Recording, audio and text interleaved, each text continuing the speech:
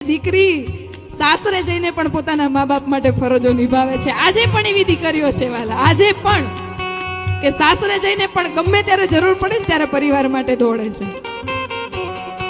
અને બાપજી ઘણીવાર કહે કે જતા જતા બેન બે જ વસ્તુ માંગે છે ભાઈ પાસે કે ભાઈ મારો ઘરે કોઈ પ્રસંગ હોય તો તું આવીને ઊભો રહેજે, એનાથી વધારે કશું જોઈતું નથી.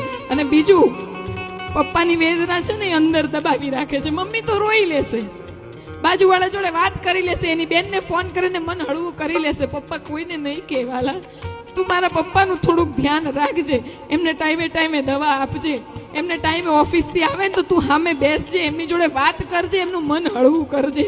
દીકરી એના બાપના સ્વાસ્થ્ય સિવાય કશું જ માંગતી નથી કે મારો બાપ સારો છે ને બસ. અને આમાં એવું કીધું છે કે દીકરી તો લક્ષ્મીનો અવતાર છે વાલા, લક્ષ્મીનો અવતાર.